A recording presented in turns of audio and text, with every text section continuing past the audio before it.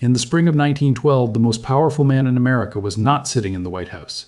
He was sitting in a private library on Madison Avenue surrounded by Renaissance paintings he had personally removed from the great museums of Europe. He controlled nearly half of America's railroads. He had twice bailed out the United States government when it ran out of money. His name was John Pierpont Morgan. And on the eve of the most celebrated sea voyage in history, on a ship his own company built, in a suite fitted with a private promenade deck and a bathtub with specially designed holders for his cigars, he canceled. The ship sailed without him. 1,517 people did not come home. Among them were three of the wealthiest and most financially independent men in America, Colonel John Jacob Astor IV, worth the equivalent of $3 billion today. Benjamin Guggenheim, whose family controlled some of the largest copper, silver, and gold operations in the Western Hemisphere. Isidor Strauss, who built Macy's into the most famous department store in America and had served in the United States Congress. All three boarded the Titanic at Cherbourg in April of 1912. None of them came back. 10 months later, the most transformative piece of financial legislation in American history was signed into law: the Federal Reserve Act. The plan that created it had been drafted in secret 2 years earlier. At a private island club that Morgan himself had helped found, his own banking partner had been in the room when the plan was written. And Morgan, the man who owned the ship, who had reserved the suite, who had prepared for the voyage, woke up the morning after the sinking at a spa in France. Now, before we go any further, I need to be direct about something. What you are about to hear has two completely separate layers. The first is documented historical fact: the financial architecture of the Gilded Age, the Jekyll Island meeting, the creation of the Federal Reserve, and Morgan's role in all of it. All of it is in the primary sources. The second layer is a conspiracy theory that historians have largely debunked. We will tell you exactly why they debunked it, and exactly what the evidence actually shows. Because even when you strip away every unverifiable claim, what you are left with is still one of the most extraordinary documented stories of concentrated financial power in modern history. And it is a story the documented record tells rather differently than the popular version. John Pierpont Morgan was born in 1837 in Hartford, Connecticut, into a family that was already comfortably wealthy. His father, Junius Spencer Morgan, was a prominent banker with strong ties to the London financial world through the firm of George Peabody and Company. Morgan was not a rags-to-riches story. He was not a man who clawed his way up from nothing. He was a man who was handed a ladder and spent his entire career building a skyscraper on top of it. What distinguished Morgan from the men around him was not his starting position. It was the category in which he thought.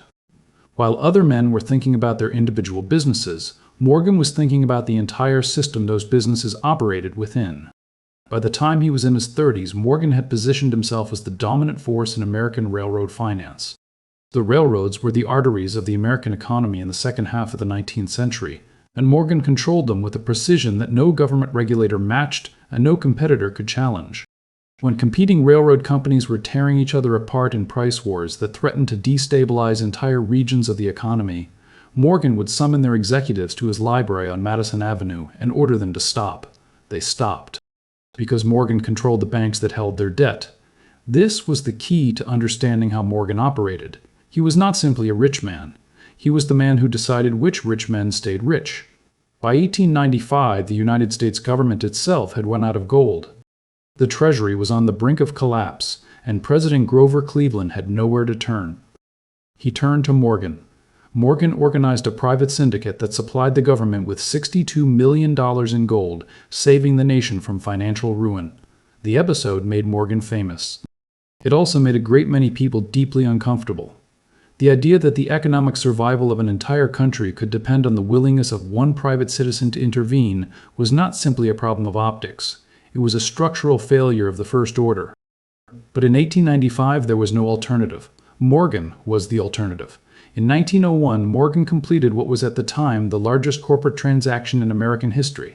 He purchased Carnegie Steel for $480 million, equivalent to approximately $17 billion today, and merged it with several other steel operations to create United States Steel Corporation.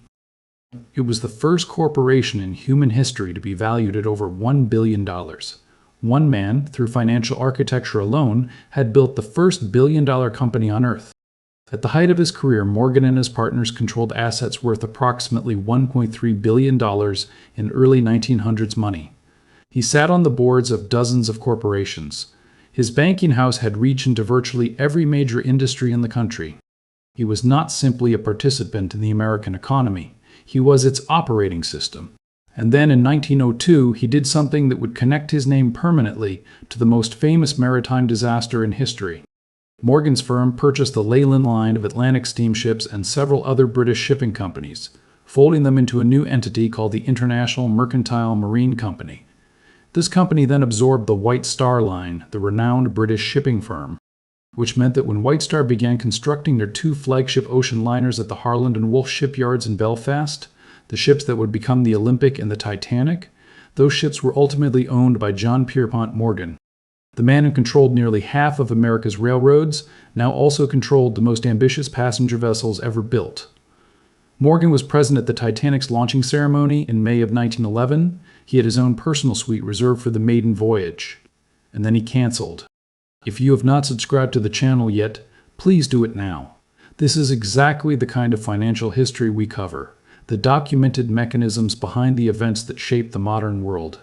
Every subscriber genuinely matters to what we are building here. Now hold that picture in your mind. The most financially powerful private citizen in American history cancels his booking on a ship he owns. 3 of the wealthiest independent men in the country board that ship and die. And the financial legislation that Morgan had spent years engineering passes into law 10 months later. Before we examine what the conspiracy theory claims and why historians reject it, we need to understand who those 3 men actually were. Because the human details of how they died matter as much as the financial details of why their names ended up in this story. The richest man aboard the Titanic was Colonel John Jacob Astor IV. His great-grandfather had arrived in America from a small German village with almost nothing and had built a fortune in the fur trade before pivoting to New York real estate and becoming the country's first multimillionaire. By the time John Jacob IV inherited the family legacy, the Astor name was synonymous with New York itself. He owned the Waldorf Astoria Hotel. He owned the St. Regis Hotel. His real estate holdings stretched across some of the most valuable land in Manhattan. His personal fortune at the time of the Titanic sinking was estimated at approximately $87 million, equivalent to somewhere between $2.5 and $3 billion today. Astor was 47 years old when he boarded the Titanic at Cherbourg in April of 1912. He was traveling with his new wife Madeline, who was 18 years old and 5 months pregnant. They had spent an extended honeymoon in Europe, partly to escape the social scandal that had followed their marriage. Astor had divorced his first wife, which was deeply controversial at the time, and then married a woman 29 years his junior.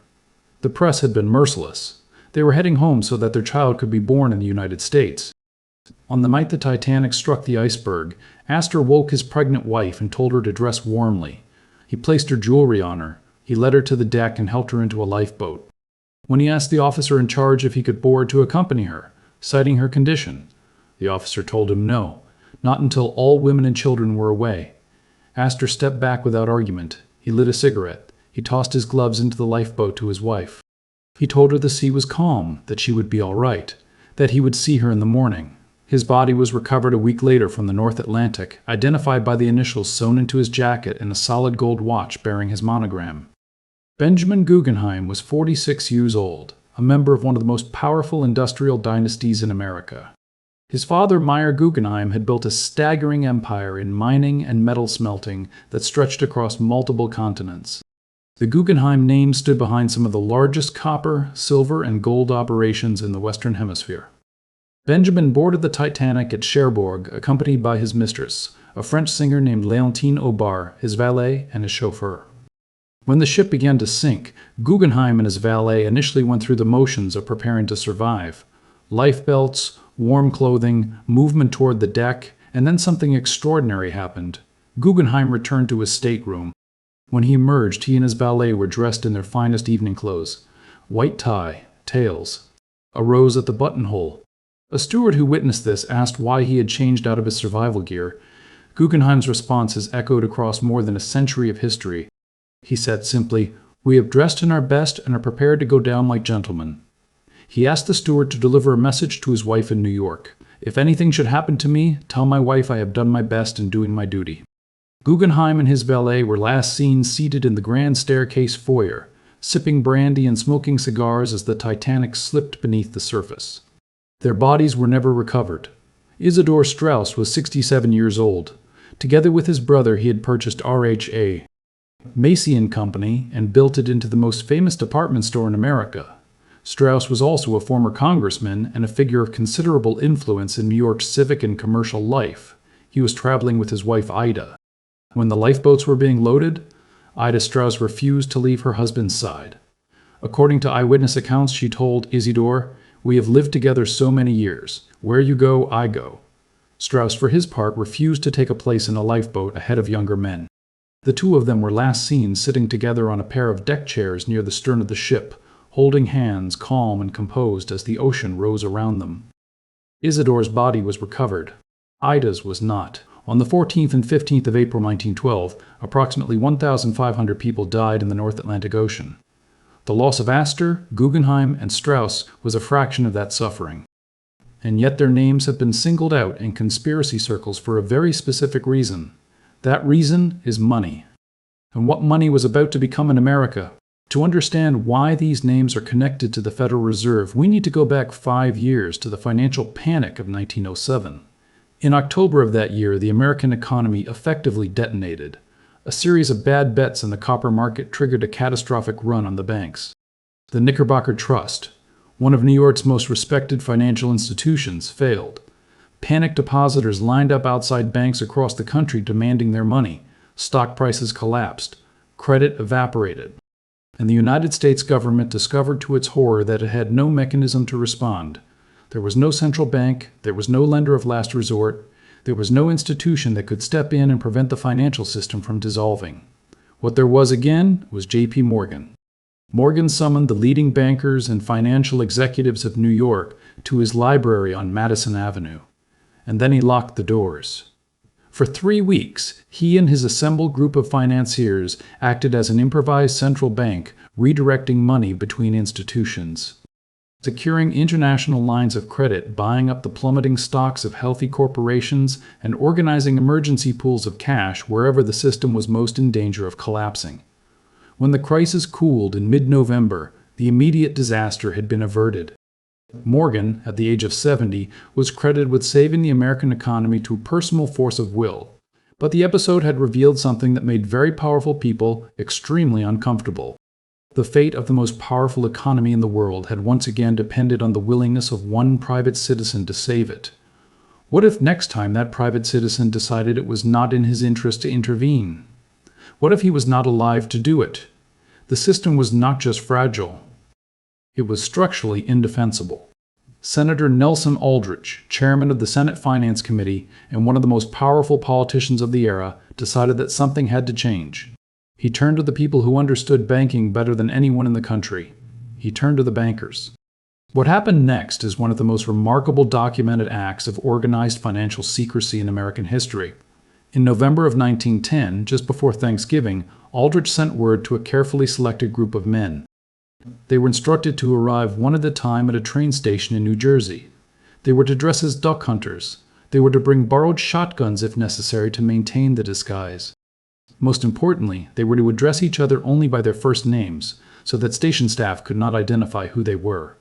Senator Aldrich, his private secretary, a partner from J.P. Morgan's firm named Henry Davison, an assistant secretary of the Treasury, the vice president of Rockefeller's National City Bank, and a partner from the banking firm Kuhn Loeb and Company all climbed aboard a private rail car with its shades drawn and headed south. They were going to Jekyll Island, Georgia. Specifically, they were going to the Jekyll Island Club, which had been founded in 1886 by a group of extremely wealthy men, including Jay Gould and J.P. Morgan himself, who had purchased the island as a private winter retreat. At its peak, the club's membership represented approximately 1/6 of the total private wealth of the entire United States. For 9 days, this small group of men hammered out a plan for a new American banking system. The plan they produced, known first as the Aldrich Plan, which would eventually evolve into the Federal Reserve Act, was essentially a blueprint for a central bank. It would have regional branches to appease those who feared concentrated power. But at its core, it was a mechanism through which the nation's banking system could be coordinated, stabilized, and shielded from the kinds of panics that had periodically devastated the economy throughout the 19th century. They did not admit the meeting had taken place until the 1930s. The financial journalist B.C. Forbes, who later founded Forbes magazine, uncovered the story in 1917 and wrote about it. But even then, the full details remained deliberately obscured. This is not a conspiracy theory. The Jekyll Island meeting is documented historical fact, confirmed by participants, recorded in memoirs, and examined by financial historians for over a century. Morgan's partner was in the room. The plan they drafted became the structural foundation of the Federal Reserve. So we now have three documented facts sitting side by side. J.P. Morgan owned the Titanic. Three wealthy men died on it. Morgan's partner helped draft the Federal Reserve in secret on Morgan's private island. The question the conspiracy theory asks is whether those facts are connected by design. And the question that serious financial history asks is what those facts reveal about the concentration of power in the Gilded Age, regardless of whether they are connected at all. Let us look at both. The conspiracy theory in its most stripped-down form goes like this. Astor, Guggenheim, and Strauss were among the wealthiest and most independently powerful men in America. They were men of enormous personal financial resources who did not depend on the emerging Wall Street banking establishment for their wealth or their continued prosperity. As a result, they were capable of funding and supporting political opposition to a privately controlled central bank, which was what the Jekyll Island plan essentially proposed. Morgan owned the ship. He did not get on it. Those three men died. And 10 months later, the Federal Reserve was born. That is the theory. It is a compelling narrative. It has the structure of a thriller novel, and historians have rejected it for several specific and well-documented reasons. The most fundamental problem is this. There is no historical evidence whatsoever that Astor, Guggenheim, or Strauss had any organized opposition to the creation of a central bank. Astor and Guggenheim appear to have never spoken publicly on the subject at all. Isidor Strauss, far from opposing a central bank, had actually expressed support for the concept in his public statements. These were men who were wealthy enough that they would likely have benefited from the stability a Federal Reserve System would bring. The notion that they were an organized block of resistance that needed to be eliminated has no documentary support of any kind anywhere in the historical record. The second problem is operational. Morgan's company owned the ship. But how exactly was anyone supposed to guarantee that the Titanic would strike an iceberg in the North Atlantic in precisely the right way to cause fatal flooding? Maritime historians have pointed out that there were hundreds of different ways the Titanic could have struck that iceberg and survived. It struck it at the one angle, at the one speed, that caused the precise pattern of hull damage that doomed the vessel. Nobody, not Morgan, not the ship's officers, not the lookouts who spotted the iceberg, could have engineered that specific outcome. The iceberg did what icebergs do. The ship's designers had made decisions about the watertight compartments that proved fatally inadequate. None of that was controllable from a spa in France. The third problem is that Morgan was not the only prominent person who canceled a booking on the Titanic. Henry Clay Frick, the steel magnate, had booked a suite but canceled after his wife sprained her ankle. George Washington Vanderbilt and his wife withdrew from the voyage on the advice of family. Guglielmo Marconi, the inventor of radio, was offered free passage and chose to take an earlier ship instead. Dozens of passengers canceled for entirely ordinary human reasons. The Titanic attracted the kind of passenger list that meant if you looked hard enough you could find someone connected to almost anything. The conspiracy theory is, in the assessment of the historians who have examined it most carefully, almost certainly wrong. But here is what we are left with when we set aside the conspiracy theory and simply look at the verified historical record in sequence. April 1912, the RMS Titanic departs Southampton. Morgan does not board. He remains in Europe. The reasons remain somewhat unclear but likely involve his art collection and his health. Astor, Guggenheim, and Strauss are among the approximately 1,500 people who die when the ship sinks. November 1910, Morgan's own Jekyll Island Club hosts the secret meeting that produces the blueprint for what will become the Federal Reserve. Morgan's partner Henry Davison is one of the 6 men in the room. December 23, 1913, President Woodrow Wilson signs the Federal Reserve Act into law. The United States has a central bank for the first time in nearly 80 years. March 31, 1913, J.P. Morgan dies in Rome at the age of 75. He dies 8 months before the Federal Reserve Act is signed. He never sees the institution he spent years helping to engineer actually come into existence. That last fact is one that the conspiracy theorists rarely mention. Morgan never saw the Federal Reserve. He spent his final years testifying before the Pujo Committee in Congress, which was investigating what critics called the money trust. The concentrated network of financial power that Morgan had built through decades of interlocking corporate directorships and quiet accumulation of influence. The testimony was grueling. His health was declining, and he was being publicly interrogated about whether one private citizen had accumulated too much power over American economic life. The answer, which almost everyone in the room already knew, was yes. The irony at the heart of this story is layered in a way that the conspiracy theory actually obscures. Morgan did not help create the Federal Reserve in order to get richer. He was already so wealthy that there was almost nothing a central bank could add to his personal fortune. What he wanted? What the Jekyll Island meeting was actually about? Was stability. Morgan had spent his entire career cleaning up the wreckage that an unregulated, fragmented American banking system left behind. He had saved the government from a gold crisis in 1895. He had stabilized railroads that were destroying each other in price wars. He had personally stopped a national financial panic in 1907 with his own money and his own force of personality. He understood better than almost anyone that this was no way to run an economy. The Federal Reserve was his attempt to solve that problem at a systemic level, to create an institution that could do what only he had been able to do, and to do it permanently without relying on the willingness or the survival of any single individual. What he did not entirely anticipate was that the institution he helped design would be shaped by political forces that reduced the direct influence of Wall Street bankers in its governance structure. The Democratic Congress and President Wilson insisted on government oversight. The final Federal Reserve Act was a compromise, not the privately controlled National Reserve Association that the Jekyll Island plan had originally envisioned. Senator Aldrich's original blueprint was substantially modified before it became law. The bankers did not get everything they wanted, but in its technical details. As financial historians including Liaquat Ahmed and Murray Rothbard have documented, the final act closely resembled the Jekyll Island plan in almost every substantive operational respect. The tools were the same. The machinery was the same. The difference was largely in who controlled the controls. The men who actually defeated Morgan on the question of banking reform were not Astor and Guggenheim. They were the progressive Democrats in Congress, and they won significant concessions.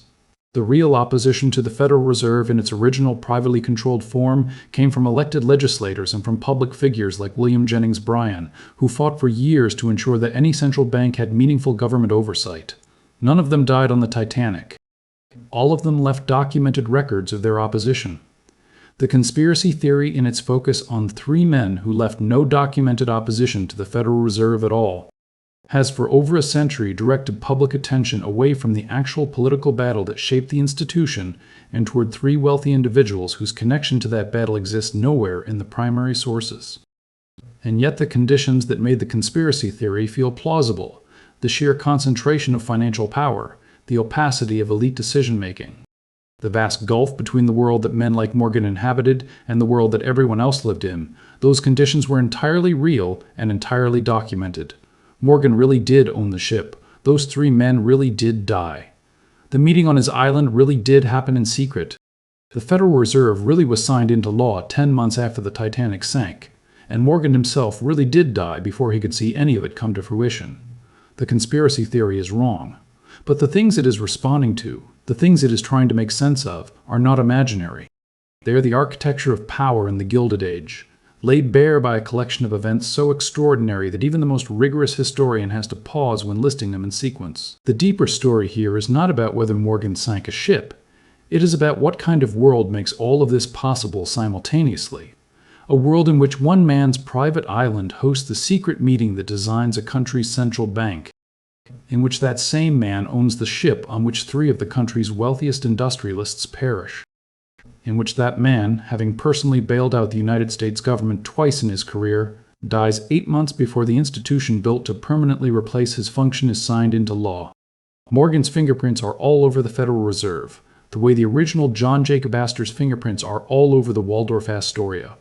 The name is not on the door, but the bones of the building were laid by his hands. The Jekyll Island Club he helped found hosted the meeting. The partner from his firm sat in the room. The panic of 1907 that made the whole thing politically inevitable was the crisis his career had been building toward for 30 years. And the financial architecture he spent his career constructing was what the Federal Reserve System was partly designed to formalize and partly designed to check. Astor was worth the equivalent of $3 billion when he died. Guggenheim came from one of the most powerful industrial families in the Western Hemisphere. Strauss had built an American institution and served in Congress. These were not ordinary men. They were people whose voices and whose money genuinely mattered in the debates of their era. And they were gone in a single night in the cold North Atlantic, along with 1,500 other human beings whose names history has largely forgotten. And the man who owned the ship they were on woke up the next morning in a spa in France, not on the Atlantic. The Federal Reserve that came into existence 10 months later was, in one sense, the financial world's answer to the same kind of structural failure that had made Morgan's entire career necessary. For decades, the American banking system had operated with dangerous confidence that it was self-regulating, that the strong would survive, that the market would sort everything out, and then periodically it would not sort everything out. The Panic of 1873, the Panic of 1893, the Panic of 1907. Each time the rescue was improvised, each time the cost was enormous, and each time the underlying vulnerabilities remained unchanged. The Federal Reserve was the institutional acknowledgement that the system needed something more permanent than one remarkable man's willingness to lock bankers in his library until they agreed to stop destroying each other. Morgan is gone. The Titanic is on the ocean floor. Astor, Guggenheim, and Strauss are all long buried. And the Federal Reserve, the institution whose blueprint was secretly drafted on Morgan's private island, is still setting interest rates, still managing the money supply, still doing in permanent institutional form what Morgan once did through sheer personal will. He never read the final text. He never attended a single Federal Open Market Committee meeting.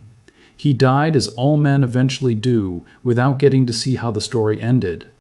And yet his fingerprints are all over it. The conspiracy theory is wrong. But the documented story it is built around is one of the most extraordinary collections of verified historical facts in the modern financial record. And that is the real lesson. Not that powerful men conspire to sink ships, but that powerful men build systems, and those systems outlast them. And those systems shape the world in ways that most people never see and never fully understand. The Jekyll Island meeting is in the record. The Federal Reserve Act is public law. The Morgan Archive is open to researchers. The Titanic's passenger manifest is documented. This is not legend.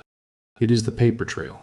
And it tells a story about the concentration of financial power in the Gilded Age that is considerably more disturbing and considerably more instructive than the conspiracy theory that has been recycling itself for over a century.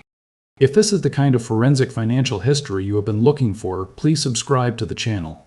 And if this video changed how you think about a story you thought you already knew, share it with someone who still believes the conspiracy version. Leave a green $ in the comments if you made it to the end. It seems appropriate. I will see you in the next one.